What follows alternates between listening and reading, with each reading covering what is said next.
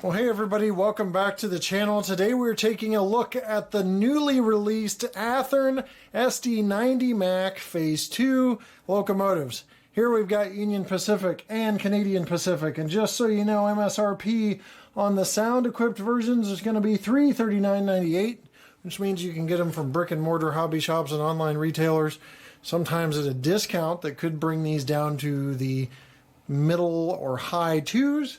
And the DC version MSRP is $249.98, so you may get into the very high ones or very low twos on those. So with that said, we're going to unbox these. Take a look at what you get in the box in the production sample version of these locomotives. Let's start right now.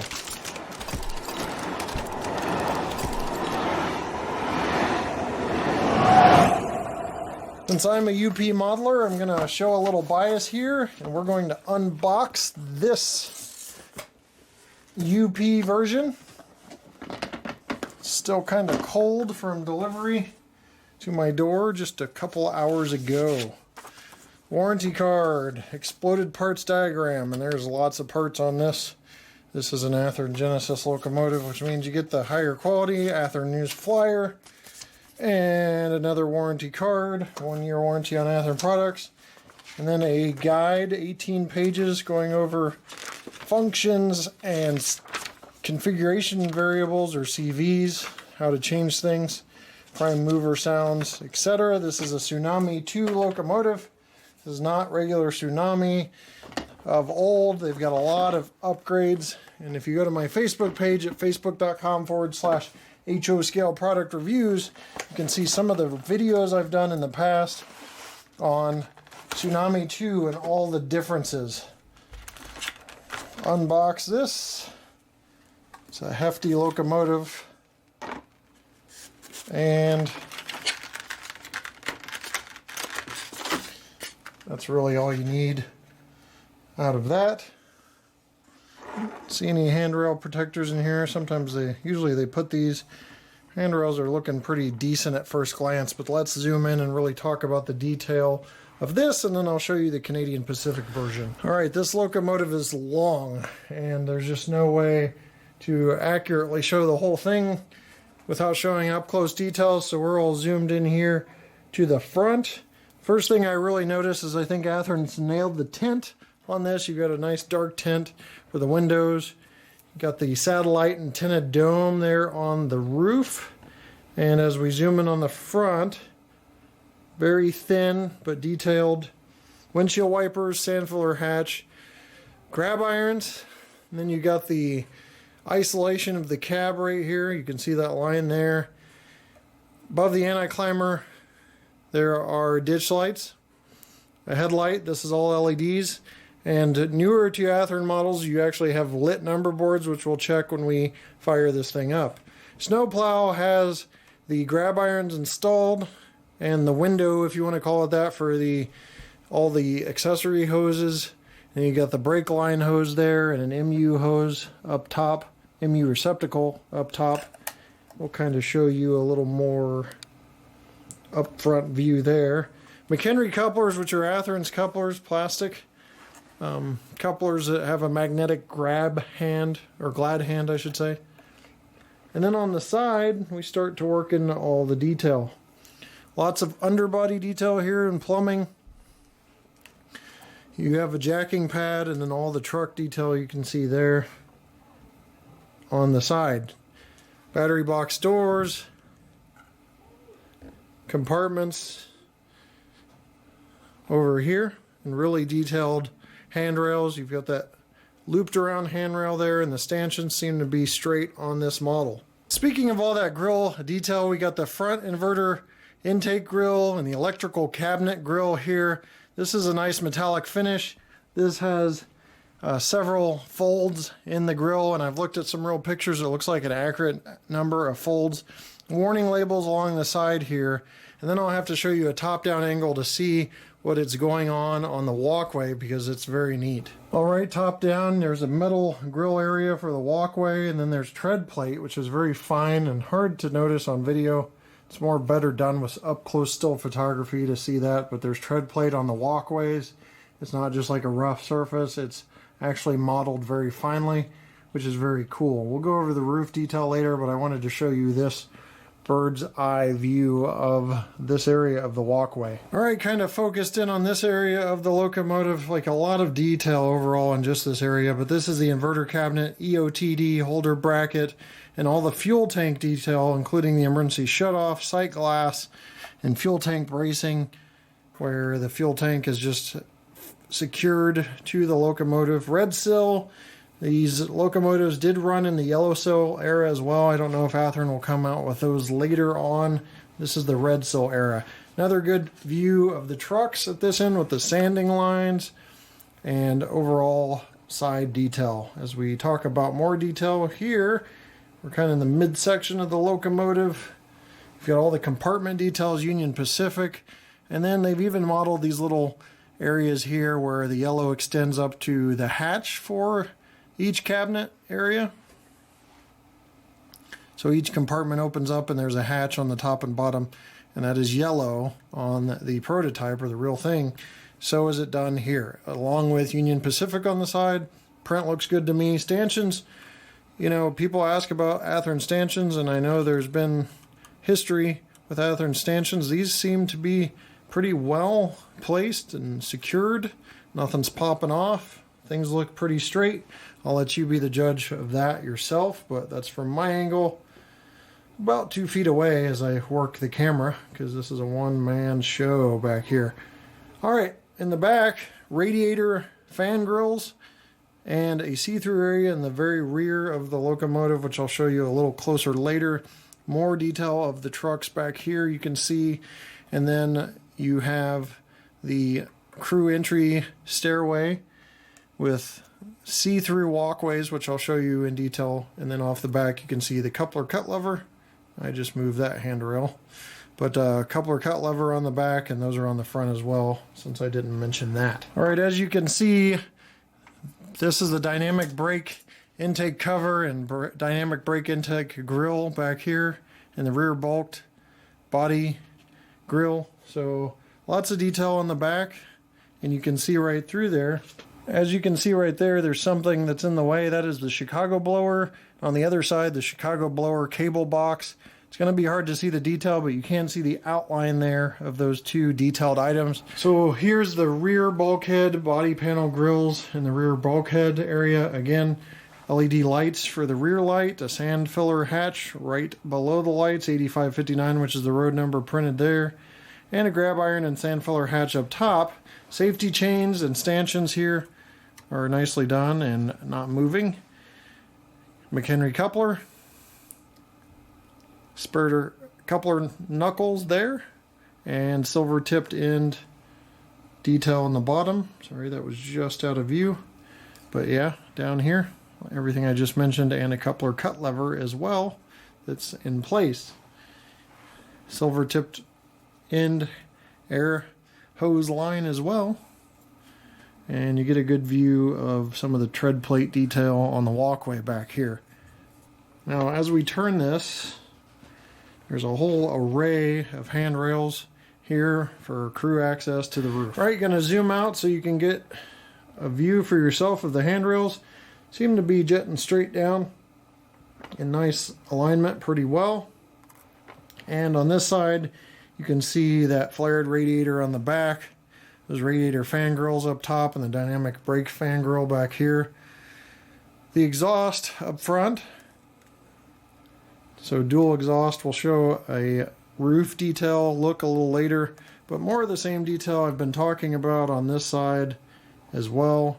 I just wanted to be zoomed out a little bit, but we will go back to zoomed in on this area as we wrap up mentioning some of the detail of the locomotive. And I do emphasize some because we don't ever cover it all. There's just too many things to rattle off, too many things to mention. Here's yet another grill detail. This is the front inverter intake grill. So it's a smaller intake grill there, but it's part of that inverter package on this portion of the locomotive. More fuel tank detail and all of the truck detail we already talked about. There is a low mounted bell right here and a jacking pad. You saw your sanding lines there. And there's the handrail ending there at the cab again. All those cabinets molded in detail on the nose of the cab, and handrails on the nose as well. And that about wraps up as much as I'm going to blurb about this locomotive's 360 on the sides. We'll take a quick look at the top and the bottom. Alright, we're looking down from the top. One thing you'll notice is, just like the SD90 ACE series of locomotives, I always have a little struggle with this. The top pops off. You can see the cab. You can add crew figures or detail the cab. I've noticed some modelers will go and put like McDonald's cups and bags in there. Just really cool modeling details that make it really easy to access the cab. Back further on the roof, grab iron. You got the dual exhaust we talked about, the horn, the radiator grills, and the dynamic fan grill back here. One thing about the dynamic fan grill, I know sometimes in the past on different models it has been just a piece of like a sticker. This time it's got some 3D depth and you can see the fan blades and then the grill on top. So pretty cool there. That wraps it up. I will finally shut up about this locomotive, but just imagine the stuff I didn't mention. There's a quick look at the bottom. Stuff I didn't mention. We'll give you a 360 of the CP and we will start operation tests and functions. Alright, there's Canadian Pacific in all of its glory, and I will tell you that the crew, the road name and road number specific detail, Athearn definitely adheres to. You've got a different roof configuration with these different antennas. You've got these ice skate antennas up top, and a lot of different detail specific to Canadian Pacific, including the fact that there are see-through walkways because the snow needs to fall through and not pile up on the walkways. That's a really cool Canadian Pacific specific thing for the SD90 Phase 2. Again, a lot of differences just even on the nose. Different grab iron config, nose door. There's one on the nose door. I'll zoom in so you guys can get some more detail there. You've got the lack of sunshade, probably because there's not much sun in Canada. I'm just kidding. MU receptacle up above the anti-climber next to the ditch lights there. The obvious paint scheme differences. There's a lot to mention in differences. One thing that really makes this locomotive pop with the red and black is that nice fan grill detail. You can see a little better some of the plumbing that runs up to the fan grills, which is pretty neat as well. But those are just some of the spotting differences. I'm going to continue to Vanna White this locomotive. Not going to rattle off too much nomenclature and parts names, but you'll see some of the differences. Like on the back, you've got that MU stand up above the anti-climber as well, and different features such as that. So pretty cool. Really neat to see. Just give you guys a quick look here, because we've already just went over a lot of features and took a lot of time to do so. So let's go ahead and fire these up. Alright, Tsunami 2 powering track on.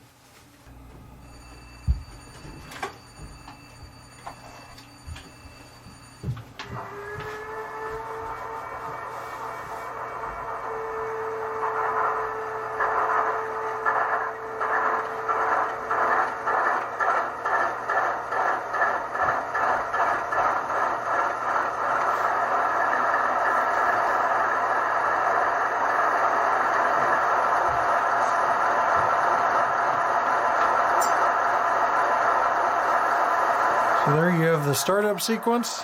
Alright, let's run down some functions. F0 is the headlight, that's an LED light. F1 is the bell. Good sound, no resonance or speaker rattle. Horn. F4 is dynamic brakes or straight to idle. To move to get those to, and you hear that dynamic brake whine. We're also going to do F5, which is the ditch lights, and check to make sure they're programmed to not flash. So that's good. They're doing road name specific lighting compliance with those ditch lights. Now if that was in S, you know, other roads, they could flash. F6 is another lighting effect, and that is the number boards. You can't see it right now, but I will show you in the dark. Those, it's very hard to tell because they want to prototypically light them and not have shine through. F7 is dimmer, which works on the headlight and the ditch lights. F8 is mute. F9 will bring the sound down to half volume. It's called an alternate mixer, and that's functioning correctly. But we'll bring it back up because I think it's already towards the low end, but it's good. Coupler, F13. F14 is half speed and momentum override. That's good for switching. We're not going to cover that because we've covered it in Tsunami videos before, but you can also manually notch the RPMs up with F26, down with F27. You've got the all aboard sound on F23, which we'll do just for fun. So sounds are really refined. It sounds really good. I'll let you listen to the prime mover notch up because I'm not going to have rolling stock. I'm not going to have a long run by on this.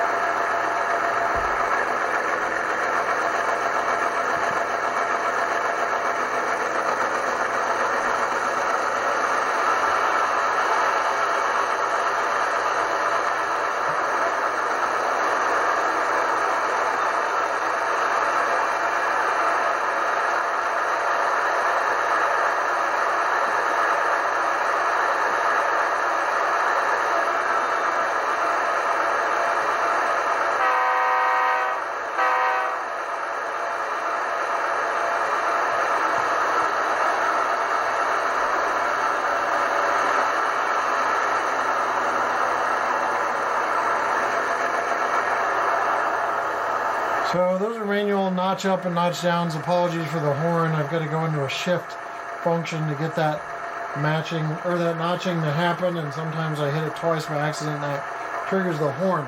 That's about it for functions. We'll go ahead and check speed steps here and just make sure there's nothing on that would slow this down anymore. There's one speed step. Crawling along, you've got the Genesis drive, which has been known to be smooth.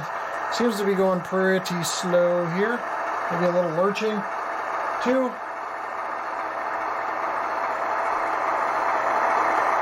3.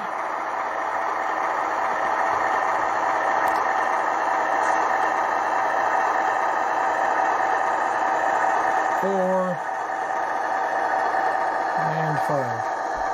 So you can see that in reverse.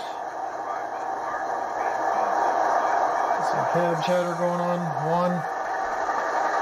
Let you see a close-up view to see for yourself. 2. 3. 4.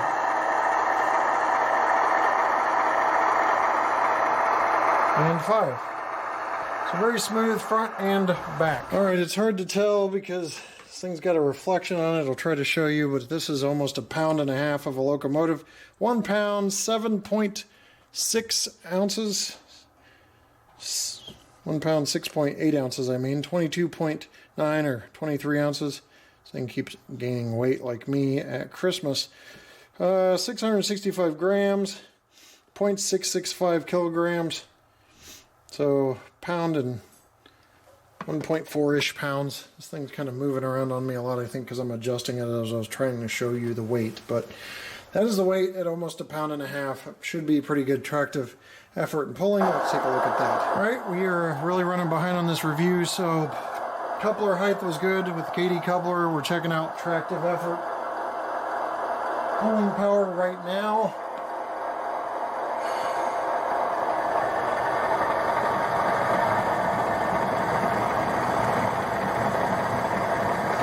topping off at about 5.1 ounces.